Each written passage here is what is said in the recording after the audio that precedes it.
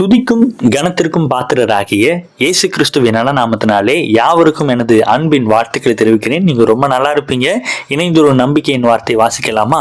உபாகமத்தின் புத்தகம் 7ஆம் அதிகாரம் 14வது வசனம். சகல ஜனங்களை பார்க்கிலும் நீ ஆசீர்வதிக்கப்பட்டிருப்பாய், உங்களுக்குள்ளும் உங்கள் மிருக ஜீவனுக்குள்ளும் ஆணாகிலும் பெண்ணாகிலும் மலடி இருப்பதில்லை.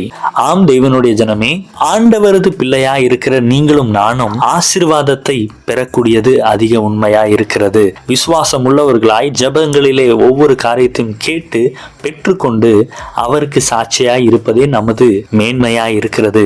நிச்சயமாகவே ஆண்டவர் நமது ஜபங்களை கேட்டு சொன்னதை செய்யும் அளவும் நம்மை கைவிடாத தேவன், வாக்குத்தத்தங்களில் உண்மையுள்ள நல்ல தகப்பன், நம்மையும் நமது வாழ்வையும் நமது சந்ததிகளையும் ஆசீர்வதித்து அநேகருக்கு ஆசீர்வாதமாய் எடுத்து பயன்படுத்துவதும் அதிக உண்மையா இருக்கிறது. கர்த்தர் இந்த வார்த்தையின் மூலமாய் உங்களை ஆசீர்வதிப்பாராக.